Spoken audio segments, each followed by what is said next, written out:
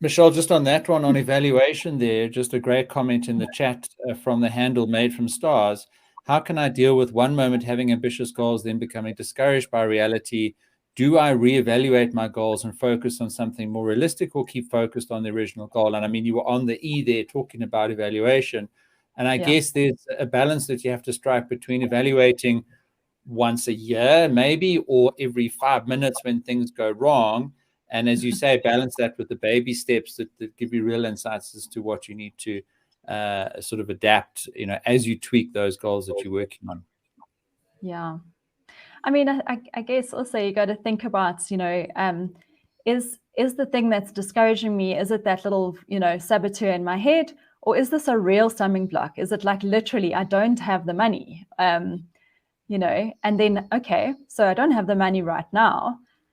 How do I get around that? Or I don't have the time right now. How do I get around that? So if the S is juicy enough, the goal up front is juicy and specific and clear and vivid enough, you'll find a way around, the realities as such.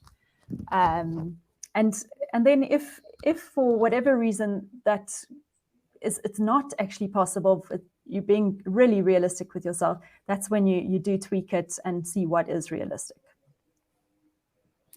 Okay, and then reward. I think everyone likes this one. Absolutely. Okay, so reward. There's two aspects to reward. And the one is obviously the intrinsic reward of achieving something.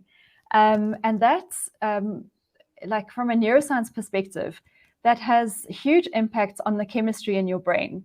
And it activates, the pleasures center in your brain, and it really spurs you on to greater things. But there's also that little, dangling carrot aspect. So the external reward. And I think, why not set something as an external reward? So if I complete this goal by February, I'm going to treat myself to a, I don't know, massage or whatever it is. So two aspects there. You want to make sure that you're meeting both, because the sort of what do they call it? Like a magpie is after the shiny trinkets. That's not enough. You also want to make sure that you are satisfying yourself intrinsically.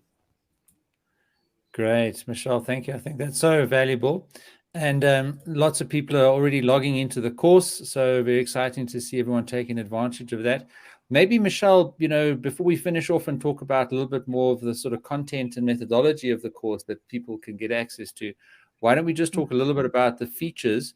So tell us about, for example, you mentioned just now, people can introduce themselves.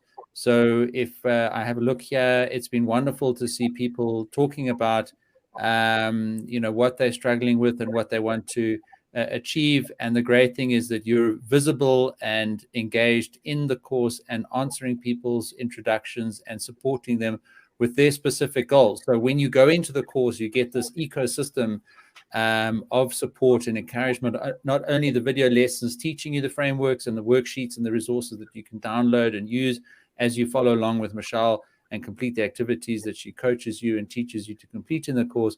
But you can also ask Michelle questions. You can also, respond to other people's introductions, etc. So Michelle, and this was really, your first sort of online course working with me. I hope having a lot of fun and thrilled that we could launch this at the beginning of 2022.